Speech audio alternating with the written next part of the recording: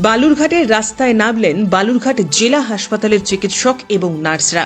আরজিকর ঘটনার প্রতিবাদে দোষীদের কঠোর শাস্তির দাবিতে এদিন চিকিৎসক এবং নার্স এবং স্বাস্থ্যকর্মীরা সকলেই পথে নামলেন।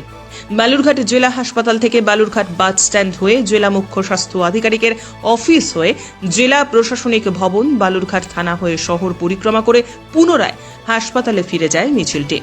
এদিন মিছিলে অংশগ্রহণ করেছিলেন বালুরঘাট জেলা হাসপাতালের চিকিৎসক, নার্স, আরজিকর হাসপাতালের ডাক্তারি পড়ুয়ার ধর্ষণ এবং খুনের ঘটনায় দোষীদের শাস্তির দাবিতে। পাশাপাশি হাসপাতালে কর্তব্যরত চিকিৎসক এবং নার্সদের নিরাপত্তারও দাবি জানান তারা। সবাই জানেন যে ভারতীয় ঘটনা ঘটেছে। আমাদের একজন সহকর্মী মারা গেছে, তাদের খুন করা হয়েছে, তাকে ধর্ষণ করে খুন করা হয়েছে।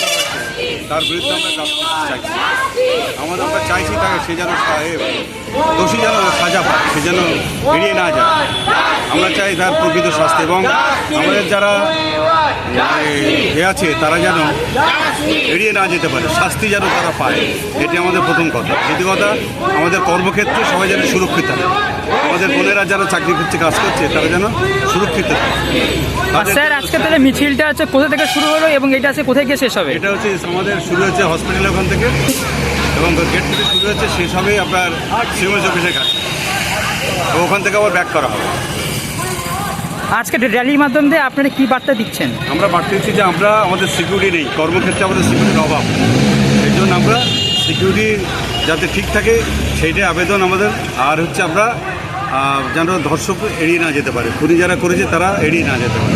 আমাদের যে বোনটি আজ আমাদের সঙ্গে নেই, যে ডাক্তার আমাদের কাছে নেই, যাকে মারা হয়েছে তাকে অন্যায়ভাবে মারা হয়েছে, এটা আমরা সবাই জানি কীভাবে মারা হয়েছে, কীভাবে তাকে ধর্ষিত করা হয়েছে, তার প্রকৃত বিচার আমরা চাই। ব্যুরো রিপোর্ট, উত্তরের প্রহরী।